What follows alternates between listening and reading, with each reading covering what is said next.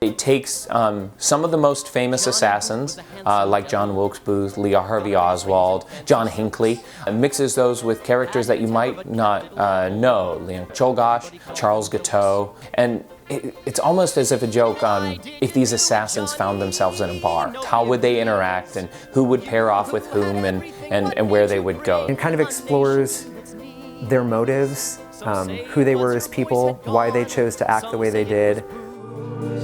Some say you killed a country, John, because of bad reviews. This takes the people who had such an effect on our history and forces us to see them not as glorious figures or as people that we should immortalize, but rather looking at them and remembering that they are people. Hunt me down, smear my name, say I did it for the fame. What I did was kill the man who killed my country. The writing does not vilify them, it does not glorify them. They vilify themselves through the course of it. Because someone slew the tyrant, just as Brutus slew the tyrant! It makes you, as the audience member, have to listen to their thoughts and try to understand. What do you want me to do? I am unworthy of your love. A lot of these people had very valid grievances and very valid platforms, but they went about them in the worst way possible. Tell me how I can earn your love, set me free. How can I turn your love to me? The show doesn't ask you to like them. The show doesn't ask you to accept their actions. You don't have to agree with them, but can you at least understand where they're coming from?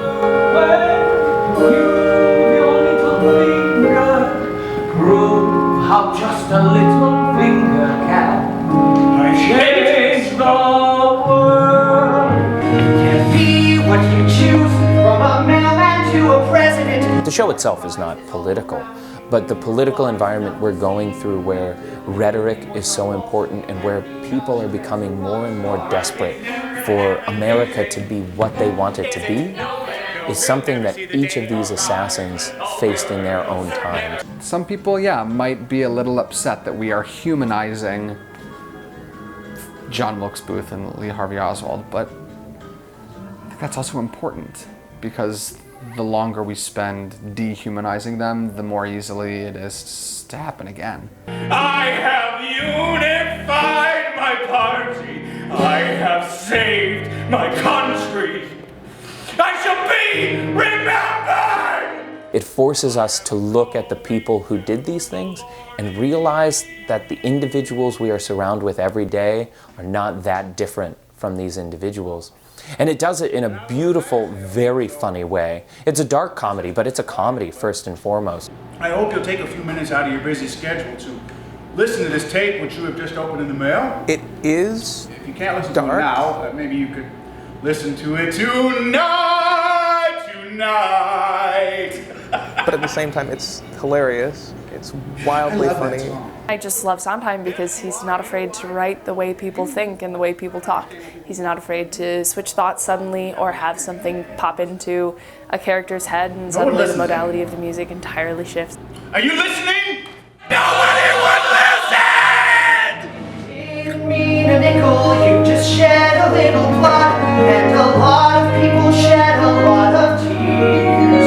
Yes, you made a little moment, and you stirred a little mud, but it didn't fix the stomach, and you've drunk your final blood, and it didn't help the workers, and it didn't heal the country. It's the type of show that you're not sure if you're going to be able to get to be a part of someday. So when it comes around, you kind of jump for the chance. There's another national anthem, folks, for those who never win. For the suckers, for the pikers, for the ones who might have been. It doesn't get done very much because it's a hard show. You have to have a large, talented cast. So I think people should come see it because we have a large, talented cast.